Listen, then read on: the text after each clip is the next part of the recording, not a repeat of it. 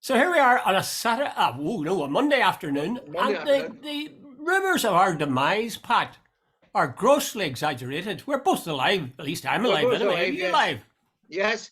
I was in the occupied territories there for a couple of days over the weekend. I actually Yeah. went to the Mourne Mountains, Jude, an absolutely beautiful place. And you had Stunningly you beautiful had a place. Parson's egg of a couple of days. I was in Part of it Dundrum. was good, and part of it wasn't so good. I was in Dundrum and I was in Strangford, and I have to say I much preferred Strangford. The Aye. people there were lovely and very. Newcastle was very, very nice. Dundrum, I'm not 100% sure, but Yeah. you know, Yeah. uh, Well, it's people I'll that not go make any places, I further. think. The hills, the mountains of Mourne really are dramatic, aren't they? My Absolutely. God, no wonder Piercy French wrote a song about them. I Um, well, by the way, I think Rosie, my dear missus, had it where the mountains of Mourne slope down to the sea. It's where the mountains of Mourne sweep down to the sea, isn't it? I swept down to the sea. That's right. Yeah. Um, And they uh, do uh, sweep down, Jude. They go huh? down gradually, just Oh right down to the yeah, sea. yeah, wonderful. Yeah. Don McLean sings it. He says where Uh, in the place where the Darkbourne sweeps Sweeps to down to the sea. the He sea. he does a very good version of it. Have you heard They it? did it one night on the Late Late Show, and Uh-huh. Gay Burns said it was one of the iconic moments of the show. There Oh was yeah, total, complete, and utter silence. It was a total reimagining of that song. yeah, really brilliant. Okay, let's get to work here, Pat. A lot of stuff to do. I'll just give the headlines here. We're going to look at Liz Truss, if we can bear it. We're going to look at Micheál Martin at Bodenstown. We're going to consider AAH. Did I Uh, say any more? We're going to consider Putin and the question of that ruptured gas line. uh, And we're going to, if possible, look at Man City versus Liverpool and all the yes. implications there that cling around it. Uh, Okay, let's start with Liz Truss. Is she still the Prime Minister, by the way, of Britain? well, I think I'm last not night, sure. not sure. Hey, Jude, as we speak, things are moving so fast. Jude, I think, as a friend of mine described, that she's now totally whole below the waterline, and I think that is true. I don't Oh, see how she can stay in there. Like she threw Quartang under a bus on Friday, totally. Like somebody, Jude, there's a great line I saw on social media. This is like the ventriloquist sacking the dummy, because and when you think about it, that's she was the one. She and he had got together and they had yeah, put together this economic package and finance package that they were going to throw out. And she was as much every bit the author of it. In fact, more so apparently than he was.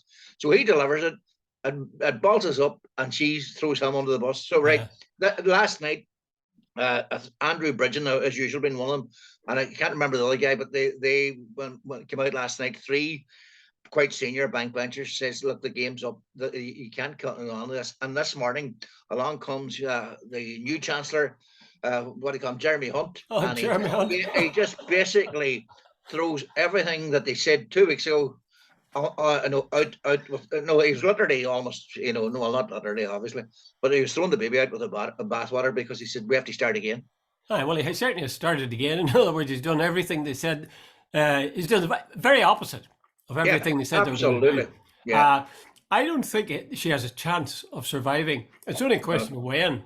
yeah. The other thing is, I'm sort of worried because today, Nicola Sturgeon made her statement about the need for Scotland to be independent and Yeah. pointed out how in 2014 was it that they said, Yeah. oh, Yeah. you'll be not get into the EU and you'll be kicked out of the EU Uh, and you'll have all sorts of problems with your economy.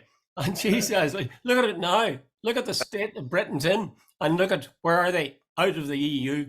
So she says it's fair weather for independence, and I uh, tend to agree with her. If they keep the Tories in place, it'll be one of the most valuable weapons for Scotland and for the North here. uh. Deirdre Heenan, I saw her on Twitter yesterday. I'm not a big fan of Twitter, don't do that often, but I saw she this. She says the original son of all this is Brexit. Oh yeah, Everything flows from that. that's The right. reputational damage, the sort of banging away of the rules and conventions, the dishonesty, the deceit, the turmoil, the economic turmoil, Mhm. even the reputational damage and all the rest. It all stems from the one thing, That's and right. yet they're almost in denial. That's right. There's I can't remember the name of the BMW. they have a big place, Cowley near Oxford, where they make these electrical cars. And Boris Johnson said about a year ago or 2 years ago that Britain, free of the shackles of the EU, would become the world leader on economic and electric cars. BMW are closing the plant; they're moving it to China. What do you call it? Honda moved their electrical car plants shortly after 2016, after Britain decided to leave the EU. So, Jude, so much for that. But Jude, they're in denial about Brexit, that a lot of this stems from Brexit. In fact, they're still trying to claim we can. Dominic Cummings said the other day that trustonomics was what Brexit was all about. The right to make our decisions in the way we want. Oh yeah. Did you didn't read the article by Bobby McDonough, the ex-ambassador? No, I saw it, Jude. I didn't get around to reading it. God, it was good. I mean, he really did say exactly what you were saying. That at the heart of all of this is Brexit. It was a really, really bad decision. You can understand all sorts of reasons why people voted for it, but the fact remains it was a very, very bad decision. And I have a feeling that Britain will never actually recover properly until it finds a way of forming a single market with the EU again. Yeah, absolutely. But Jude, this morning, Jude, when you think about this, the humiliation for Quartine, right? He was, I think, was it Ian McLeod was a chancellor for 70 days or something? He died. But Quartine, sure, was Quartine chancellor for what, 2 weeks? Oh, something like that. Yeah. Something like that. And like Liz Truss, Jude, we mentioned before, like when you think of her rap sheet, she becomes prime minister, Queen dies, she introduces us, the markets go bananas, she loses a chancellor, have to borrow left, right, and centre. Labour have got about a 40 seat or 40% nearly percent lead in the polls and whatever.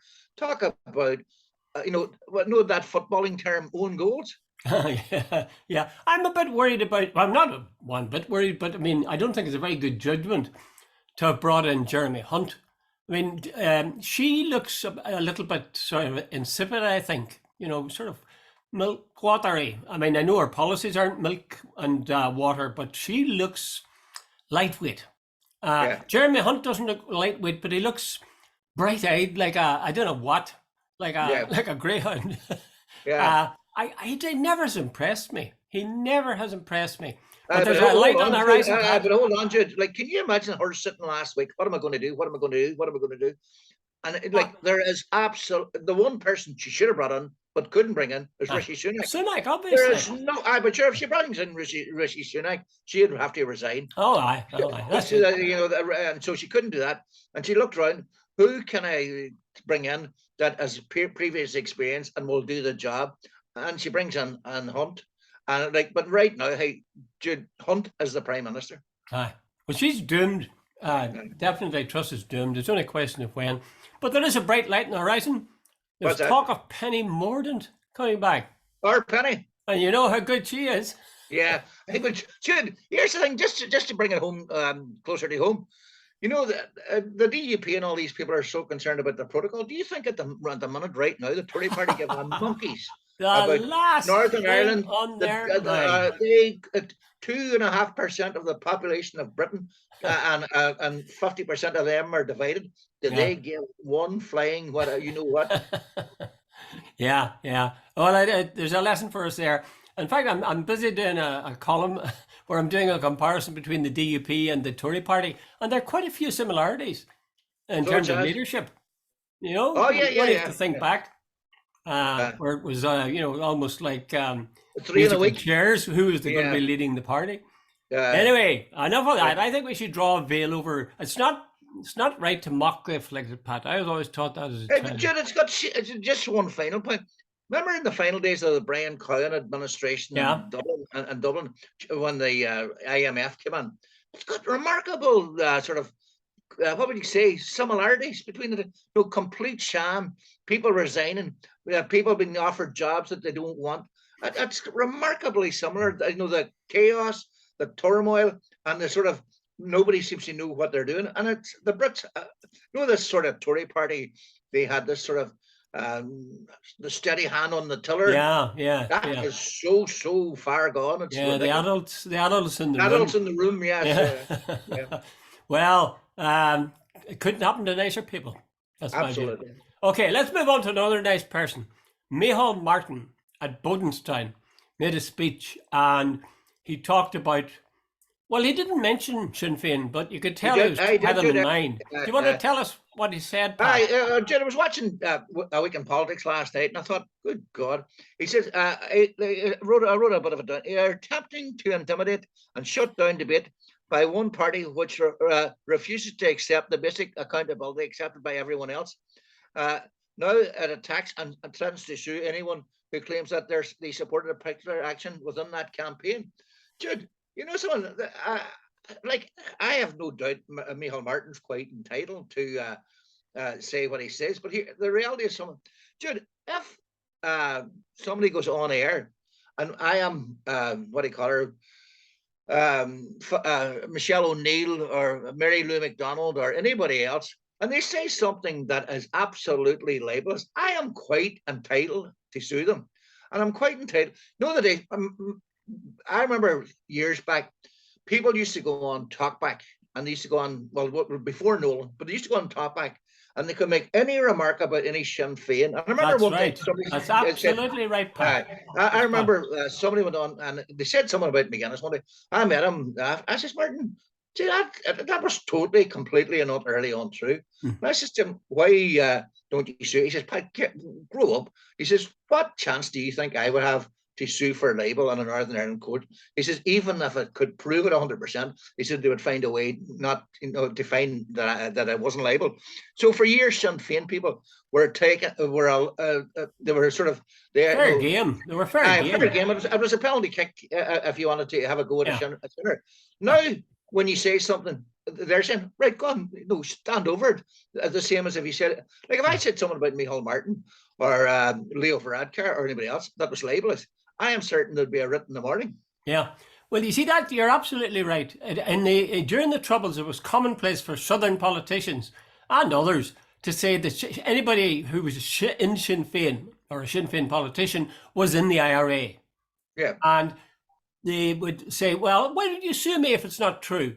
But of course, the Sinn Féin people knew that if even they weren't in the IRA, some of them might well have been, but the guys who were saying they were hadn't a clue whether they were or not. And you don't know, and I don't know who was in the IRA, by and large, with the possible exception of McGuinness. We know of people who have been put in jail. We know of people who've been convicted, but you don't know whether they were in the IRA or not. We know lots of dead IRA men, but there's a hell of a lot of people that we assume were in the IRA, and we don't really know. But they were, every politician in the South saw them as fair game, and Sinn Féin used to sort of play it exactly as you said with Martin McGuinness. What's the point? You don't want to be highlighting the claim that had been made against them, that they were linked with violence or with the Troubles. But the Troubles are over now. Been over for about 30 years. The IRA has disbanded for about 30 years. There's no, dare I say it, fresh blood in the gutters. So accusations of IRA links can now be challenged in the courts.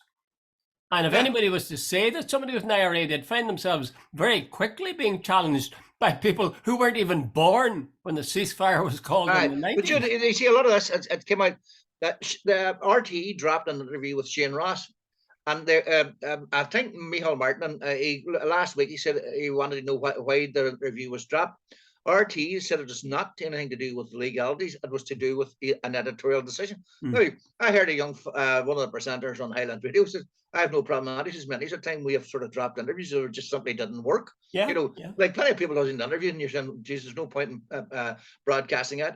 But the whole thing, Jude, I read, by the way, just to digress a wee second, there was a part of, I think it was sort of like a bit of clickbait on the Shane Ross book. They put on a sort of a semi-chapter or half a chapter, I should say, and on social media. And I started reading it.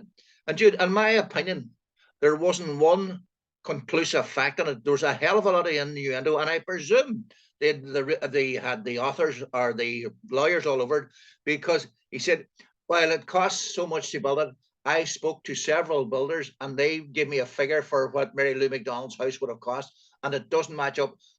Now, he doesn't accuse her of anything. It's just, here's the implication and so on. And so, well, I work on the basis that, like, if he had concrete proof, he would have said, this is totally dishonest. What do you call it? That she's conned the people and so on. None of that, Jude. It was far from it. And in fact, it was very, very careful. And you know, when I don't know if somebody should be allowed, if you're going to make some sort of very serious allegation about a politician, I think you should produce the proof, not sort of say on the basis of previous experience and the cost of such and such. This doesn't add up. That's not a way to, you know. There's terrible irony attached to all of this, you know. The fact of the matter is that Mary Lou's party is streets ahead in the opinion polls, and that's the problem. So they can't somehow or another deal with her in terms of political things. So what do? We'll go find a way to go after her and find out who her father was, or what his father did, or what kind of house she lives in, and where did she get the money from. One thing I would put on the record, I would hope Sinn Féin are not. Now, the DUP there for quite a few years in the north were issuing writs right, left, and centre about anybody said anything. You know, and I remember one of the, I think it's Sam McBride. I can't remember now which one of the MPs was chatting about. One of the things that they got damages from the newsletter, but one of the terms was that it was not disclosed. In other words, they didn't want to know that how we're suing people for saying anything about it. Yeah. Well, Micheál, I think I obviously Micheál does not do irony, because he's now complaining that Sinn Féin are trying to shut down debate by threatening to sue and are intimidating the RTE. I mean, you think back to the days when, you know, it was RTE or people like Micheál or his party who were closing down on Sinn Féin people and didn't allow them to debate. That's a brilliant point, but let me just keep it in your head for 2 seconds, because you just mentioned it. Remember the night Joe Brawley was on with Claire Byrne, and he tried to say something about you know what was going on about in the DUP. Within seconds, he was shut up. Yeah, that's right. That's right. The idea that well, I mean, how absurd! But of course, Micheál knew what he was doing when he said intimidate. You know, that's a buzzword. That's a word with all sorts of connotations. Begin to think back to, intimidate, IRA, Sinn Féin. Somehow or another, he's hoping that that'll refresh people's memories, and somehow or another they'll see all these people who weren't born at the time that the IRA were involved in action. So, Jude, the party that was censored for 40 years, the party that gets attacked non-stop. One of the people, what do you call it? One of the sort of advisors that I know personally. I was talking to him a couple of years ago, and there was a certain, I'll not name him in case we get sued, but a certain presenter down south, and I remember asking, I heard him having a go at Sinn Féin 2 or 3 times, and I says, why did you not put somebody on? And he says, Pat, waste of time. He says, well, in 2 minutes, he says, they bring up something that happened 50 years ago that he says, right away, he says, somebody's that, you know, maybe a young person, you know, who's never in the area are sitting there expected to defend it. He says, ridiculous. So they, he says, their aggressive media management, this is Micheál Martin, party people withdrawn when it doesn't suit. Why would Sinn Féin put somebody on a Dublin 4 studio with a hostile presenter and just say, what's the point? Well, they're entitled to put people on if they want to, or not put them on if they don't want to. It's as short and long as that. And no one does the same sort of thing. The Fianna Fáil are experts and have been over the year. When they don't want to have, there's something. Remember during all the what do you call it, the fallout from the Galway tent, they ran away for months. Oh yeah, I tell you what, we'll wrap this bit up. But what you have with Micheál Martin is that famous phrase: he is not waving but drowning. Yeah, he is a man who has run out of options, and I think he's just hoping that. By the way, I'll ask you, do you think he has a bit of an obsession with Sinn Féin? Well, it's the only. I think it's the only thing he can cling on to. That'll somehow, he believes, get him some degree of lost popularity, and it's not going to work. I mean, how long do they have to tell him with these opinion polls that young people don't give a monkeys about all this Sinn Féin IRA stuff? And I mean, any sane person could see it. If you're not born, you can hardly be involved in the troubles. Well, here's the thing, Jude. I presume the same laws apply to Sinn Féin people who go on the radio as Fianna Fáil and Fine Gael nowadays. So if they say someone, they can get sued. If Fianna Fáil or Fine Gael say someone, they can get sued. So it works both ways. I think that's what's driving Micheál a little bit mad, is the fact that things have changed from the good old days when they could say whatever they wanted to. And now they're trying to find things to say about houses and Mary Lou's father and God knows what. Not waving, but drowning. Poor Micheál. He's not even popular in his own party. And I think he won't be giving it up, but another couple of weeks. That's right. Oh yeah, next month actually, I think. Yeah. Okay, let's move on. And I simply can introduce this by saying "ooh-ah." Yeah. Ooh-ah, up the Ra. Oh, That's the song. That's a song. That's a quotation. Now, I'm sure you're aware, Pat, what the quotation comes from. It's from a Celtic song written by Brian Warfield back in 1987 for the Celtic Football Club centenary. Yeah, 1988. How come people didn't... excuse me, Dr. Collins, I'll ask you, what do you think of it all? I think it's a good laugh. I heard Nolan this morning and he was fuming. He wasn't fuming at all, but he was putting on an appearance of being really upset about it. And I noticed that one of the first people to criticize whenever this whole thing blew up, we didn't talk about this before, did we, Pat? No, sure, we were well, it must be somebody else who was going on about.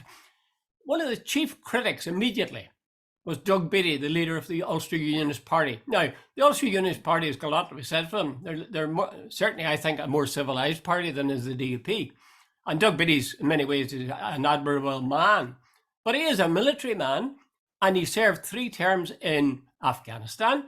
And in his book, he has a description, and I won't call it violence pornography, but it's detailed, colourful violence, where he talks about sticking his bayonet into a human being and twisting it and watching the blood run along the gully on the blade of the bayonet. Now, this is a man who is suddenly filled with indignation that the Ireland's women's soccer team should include in their celebrations the words "ooh ah up the Ra." That thing just is unspeakably absurd. It's the only thing someone. I think it's. I regard it as a classic case of full outrage, false outrage. I really genuinely do. These are a group of wee girls. I'm patronising here, but I think the oldest about 24, 25.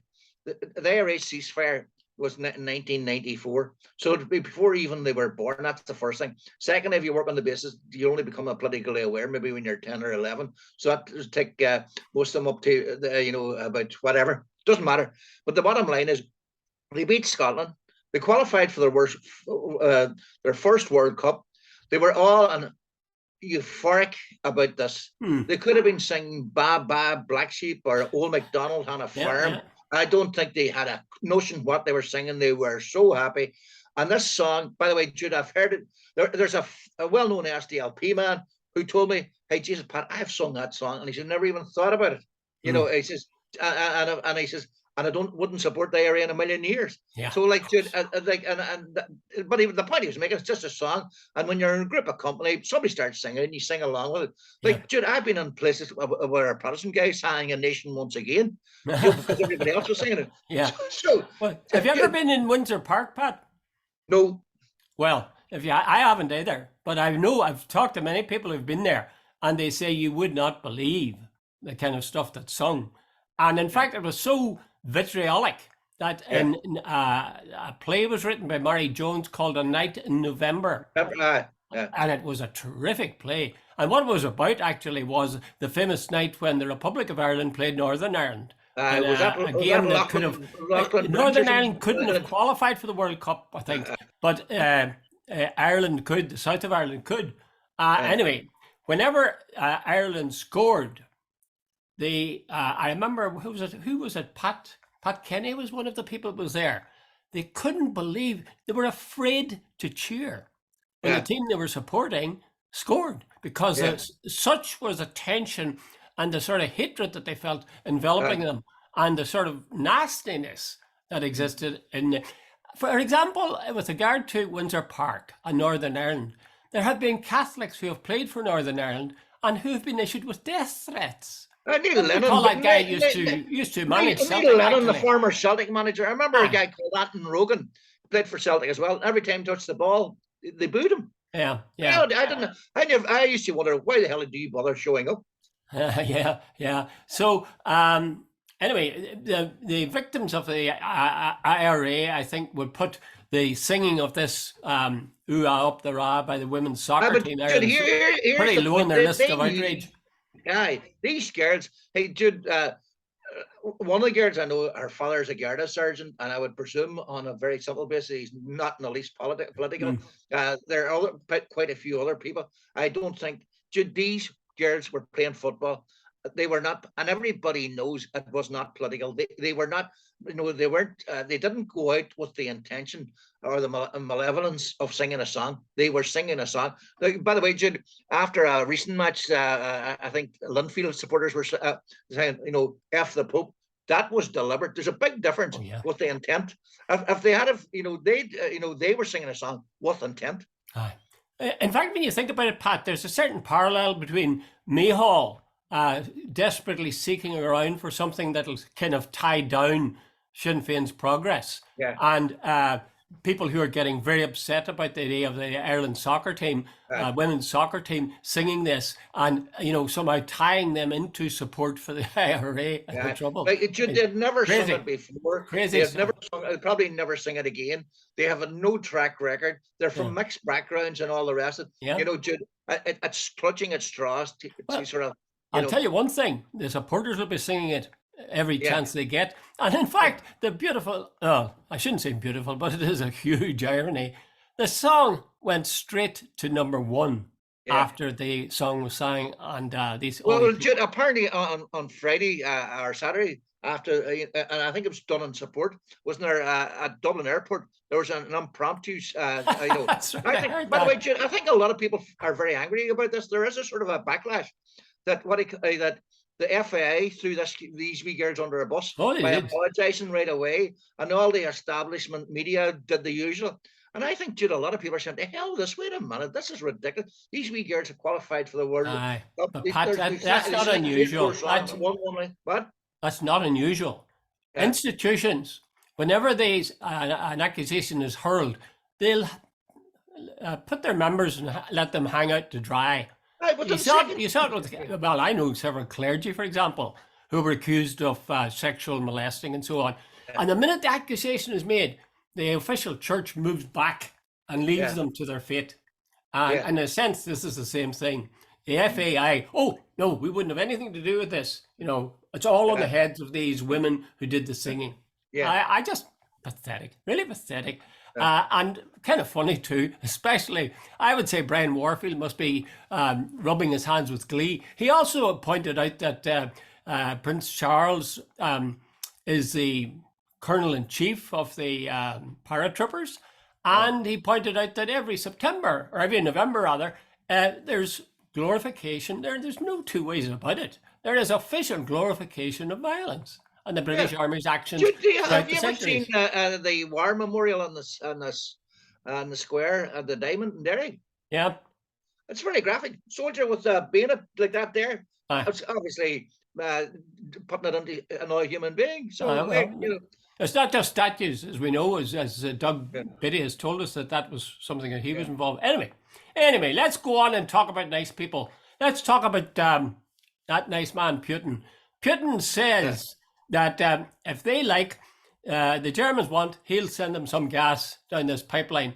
But I think, is that the same pipeline that has been ruptured? And he says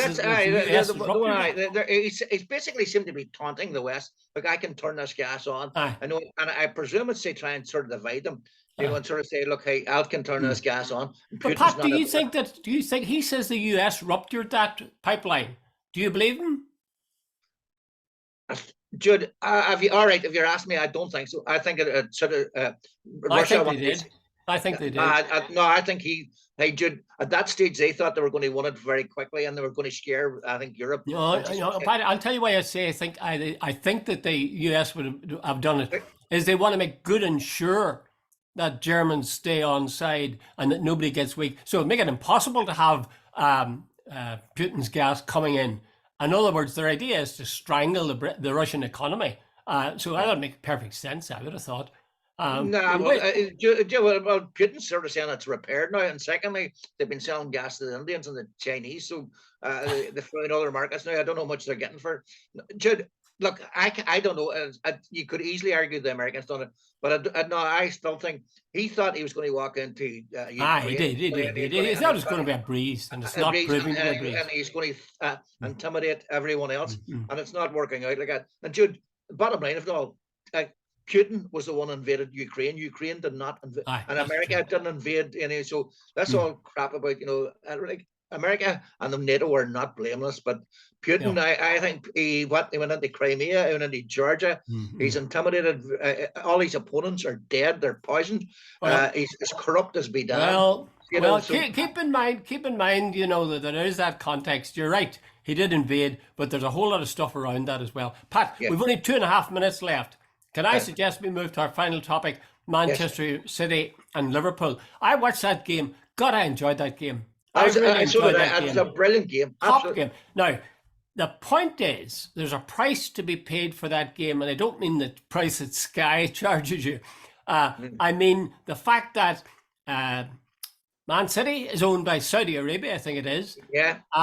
And Liverpool is owned by Fenway Sports Group Holdings, who are hugely rich. They own the Boston Red Sox, they own the Salem Red Sox, they own several sports venues, they own Fenway Park, and would you believe it? They own Anfield. So when you say this is Anfield, what you mean is this is Anfield and I own it. So it's seen in both. One's a state with limitless resources. Yeah. The other is hugely rich Americans who like buying up big clubs and it's now soccer has now become the sport of the sports washing states, like the Arabs who want to sports and like to make themselves look good and wet. And don't forget, Pat, that's true. But it's also true that these guys who are enormously rich are coming in and buying up something that actually, it belongs to people of Liverpool, I think. Yeah, exactly. And they've broken that link between the community and the team. At the same time, my God, the football's good. But right here, we've less than a minute. If they bring in Erling Haaland, I didn't realise he's on £845,000 per week. Pat, he'll be cheap at the price if he keeps scoring. Excuse me, Dr. Cullen. His contract for the year is $45 million a year. He's 22 years old. Yeah. Jesus, if he stays there, by the time he leaves, he'll be a billionaire. He start buying clubs. But can you imagine somewhere, like then Doncaster Rovers? Like they'll be lucky if they can afford to pay somebody 40 grand a year. Okay, Pat. Right, have to stop there. Okay, Jude. See you on Friday. Thanks a lot, Pat. Bye bye. Cheers. Bye bye.